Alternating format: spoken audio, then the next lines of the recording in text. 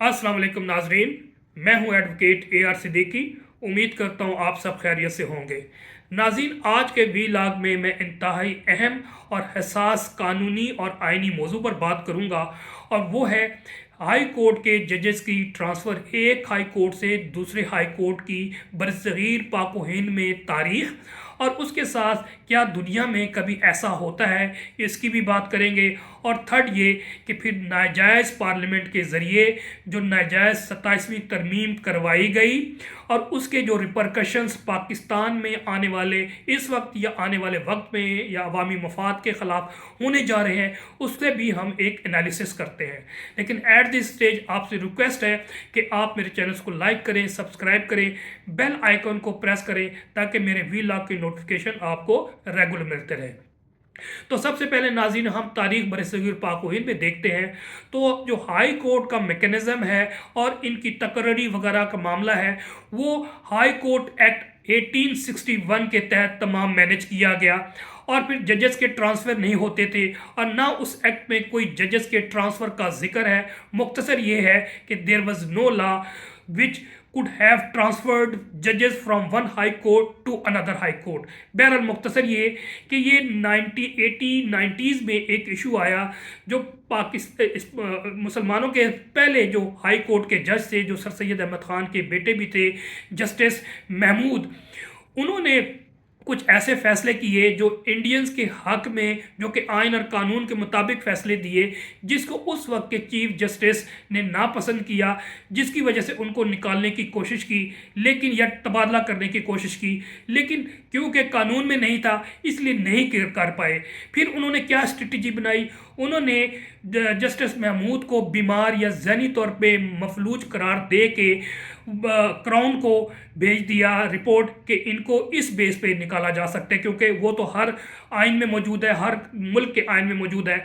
जब जस्टिस महमूद साहब को ये पता लगा तो उन्होंने खुद ही रिज़ाइन कर दिया। तो ये पहली हिस्ट्री बनी कि उन्होंने ट्रांसफ़र कबूल करने के बजाय, जो कि मेरिट से अगेंस्ट था, उन्होंने रिज़ाइन कर दिया।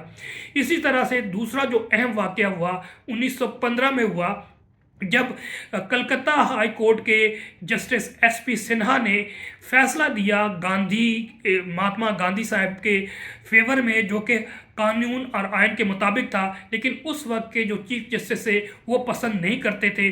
बहरहाल उनका ट्रांसफ़र अगेंस्ट द लॉ, क्योंकि लॉ में मौजूद नहीं था, वो कलकत्ता से पटना कर दिया।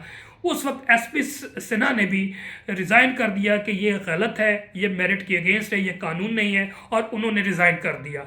मुख्तसर ये इन 2 तारीख के बाद जो 1935 का एक्ट था, गवर्नमेंट ऑफ इंडिया एक्ट, जो कि उसके बाद कोई एक्ट नहीं आया, उसमें उन्होंने एक गुंजाइश ये निकाली कि जजेस का जो ट्रांसफ़र है एक हाई कोर्ट से दूसरे कोर्ट हाई कोर्ट हो सकता है, लेकिन उन्होंने कहा कि जो जज हैं उनकी मंजूरी ज़रूरी है, उनकी कंसेंट के बगैर नहीं दे सकते, जो कि मैं समझता हूँ वो भी लॉजिकल था। मुख्तसर ये तारीख थी बरसगीर पाक व हिंद की। और उसके बाद अब आ जाते हैं पाकिस्तान की तारीख पे।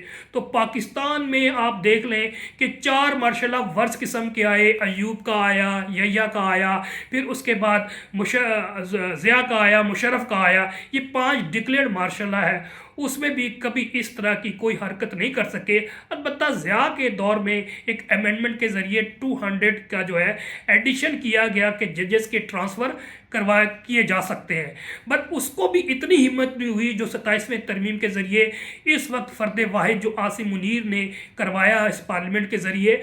उसमें क्या किया गया, जो कि वो भी मैं समझता हूँ एक लॉजिकल होगा, कि चीफ जस्टिस ऑफ पाकिस्तान ऐसा कर सकते हैं, लेकिन उसके लिए दोनों हाई कोर्ट के जजेस की, चीफ जस्टिस की मंजूरी भी ज़रूरी है। मिसाल के तौर पे इस्लामाबाद हाई कोर्ट के जजेस की ट्रांसफ़र करवाना है तो पहले चीफ जस्टिस वो इनिशिएट करेंगे, और फिर इस्लामाबाद हाई कोर्ट के चीफ जस्टिस से मंजूरी लेंगे, और जहां भेज रहे, मिसाल के तौर पे सिंध भेजना है तो उनकी भी मंजूरी। ये 3। इसके बाद सबसे बड़ी बात, जिस जज की ट्रांसफ़र करवा रहे हैं तो उसकी कंसेंट भी ज़रूरी है, और सबसे बड़ी बात, परमानेंट तौर पे नहीं, आर्जी तौर पे भेजा जा सकता है। तो ये भी मैं समझता हूँ आइन के बरखिलाफ या बुनियादी हकूक़ के ख़िलाफ़ नहीं था, या फिर trichotomy, principle of trichotomy of power का, उसके ख़िलाफ़ नहीं था। लेकिन अनफॉर्चुनेटली जो 27वीं तरमीम के बाद पाकिस्तान के साथ किया गया, पाकिस्तान का मतलब पाकिस्तानियों के साथ, 24 करोड़ आवाम के साथ किया गया है, उसका हाल भी उसकी वजह से पाकिस्तान का बुरा है और पाकिस्तान का मुस्तकबिल भी बुरा होना जा रहा है। नाज़रीन, इस कानून के जरिए क्या किया गया, एक जुडिशियल कमीशन ऑफ पाकिस्तान बना दिया गया जिसमें एग्जेक्टिव के मेंबर्स ज़्यादा है। मुख्तसर आपको बता रहा हूँ, डिटेल नहीं जा सकता वरना घंटों बात हो जाएगी। एग्जेक्टिव के मेंबर्स ज़्यादा है, टोटल 13 मेंबर्स हैं, जिसमें से 5 जो है ये 6 जजेस बनते हैं, एक चीफ जस्टिस और फिर 3 सीनियर जजेस और फिर एक कॉन्स्टिट्यूशनल कोर्ट जो इस वक्त वो भी अनकॉन्स्टिट्यूशनल बनाया गया 27वीं तरमीम के ज़रिए, उसके जज होंगे।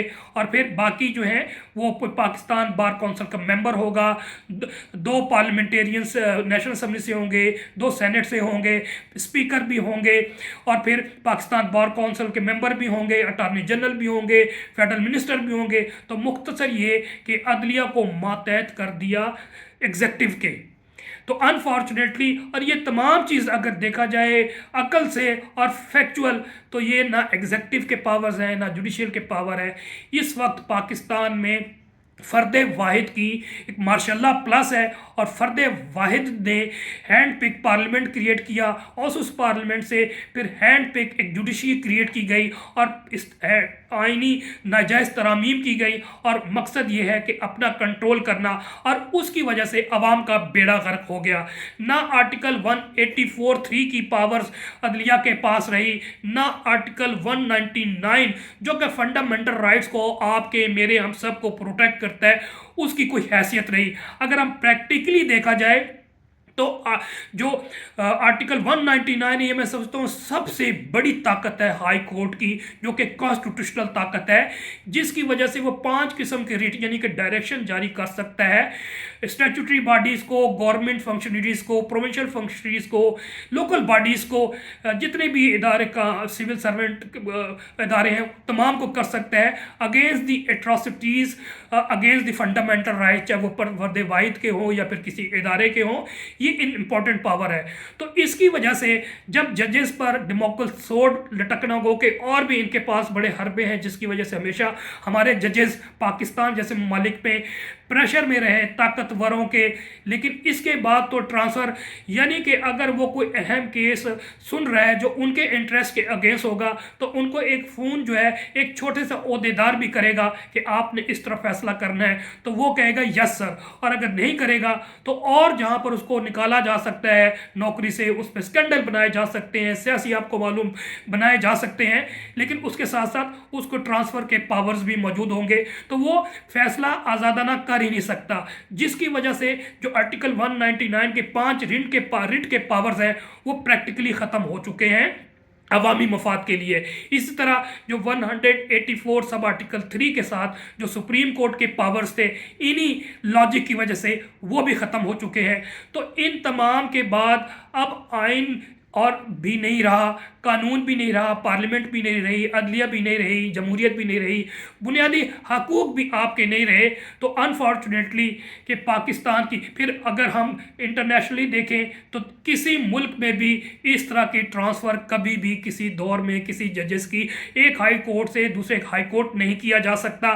फिर मैं इसी ट्रांसफ़र पे यहाँ पर आ जाऊँ तो फिर इसको आगे हम बढ़ाएं तो ये भी against the administration of justice है कि फॉर एग्जांपल ये तो क्लर्क का भी नहीं होता।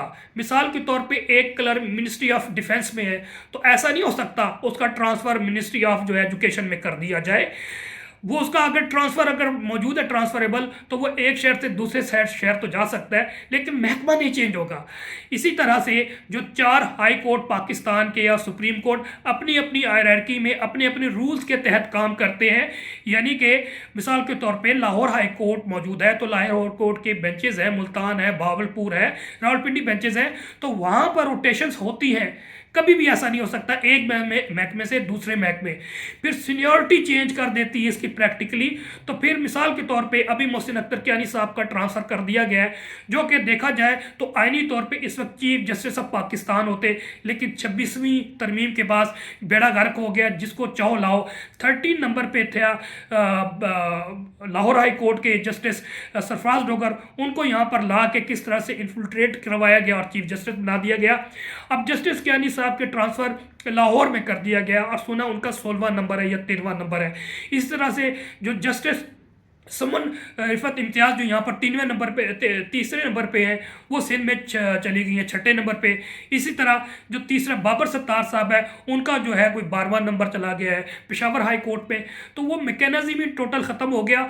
और ये मैं समझता हूँ इस वक्त जो जॉब है, अब जजेस नहीं रहे, ये क्लर्क हो गए हैं। और क्लर्क भी जो है वो फ़र्द वाहिद के हुक्म पे चलते हैं, फ़र्द वाहिद के, बल्कि हरकारा जो छोटा छोटा शहरों में मौजूद है उसके ज़रिए कंट्रोल किए जाते हैं। और अगर नहीं करेंगे तो फिर उनको आप कहेंगे कि पीनलरी किस्म की सजाएं मिल सकती हैं, उनके खिलाफ स्कैंडल किया जा सकता है, उनको निकाला जा सकता है, उनकी ट्रांसफ़र की जा सकती है। तो प्रैक्टिकली इस वक्त पाकिस्तान में इन्ना लिल्लाहि व इन्ना अलैहि राजिऊन हमारी अदलिया का भी हो चुका है, हमारे पार्लियामेंट का भी हो चुका है, पूरे सिस्टम का भी हो चुका है। और एक फ़र्द वाहिद जो पंजाबी में कहते हैं ना, सुंजियाँ हो जन गलियाँ ते विच मिर्ज़ा यार फिरे, तो ये हाल है इस वक्त पाकिस्तान का। 4 मार्शाला से इस वक्त पाकिस्तान में वर्ष मार्शाला चल रहा है। नेक्स्ट व्लॉग तक के लिए इजाज़त दें। अल्लाह हाफिज़।